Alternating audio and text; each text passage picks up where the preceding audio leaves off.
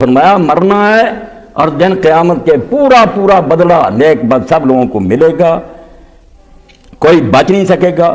فمن زحزح عن النار وادخل الجنۃ فقد فاز۔ سارے دین کا خلاصہ، ساری ٹگو دوڑ بھاگ دوڑ کا نچوڑ، انسان کو ساری عمر کوشش کس کی کرنی تھی؟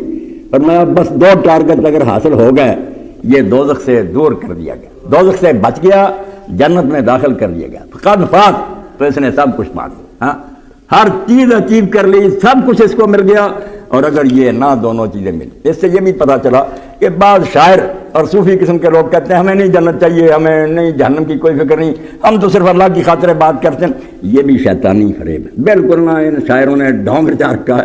اللہ رسول نے جگہ جگہ جنت اور دوزخ کے بارے میں فرمایا کہ جنت کا سوال کرو، دوزخ سے پناہ مانگو۔ اللہ کے رسول علیہ السلام دعائیں کرتے، اسألک الجنہ، اے اللہ میں تجھ سے جنت مانگتا ہوں، اعوذ بک من النار، دوزخ سے پناہ مانگتا ہوں۔ ان سے بڑا ولی اللہ کا پیارا کون ہو سکے؟ اور جنت دوزخ اللہ سے الگ ہے، نام مراد ہو تمہاری عقل کا تصور ہے، یہ دماغ کا ہے، یہ خلل ہے۔ جنت اور دوزخ کوئی الگ چیز نہیں اللہ سے، اللہ راضی ہو گیا، وہی مقام اللہ کی رضا کا جنت۔ اللہ کسی سے ناراض ہو گیا، جس جیل خانے میں بھیجے گا وہ دوزخ۔ اس سے یہ جو کہتا میں جنت مانگتا ہوں، اللہ سے کوئی اور چیز نہیں مانگتا، یہی چاہتا ہے کہ تو خوش ہو جائے، اپنے قرب میں مجھے مقام عطا کر۔ اگر وہ دوزخ سے ڈر رہا ہے بیچارہ، تو اسی سے کہ تو ناراض نہ ہو جانا اور جیل خانے میں نہ بھیج دینا۔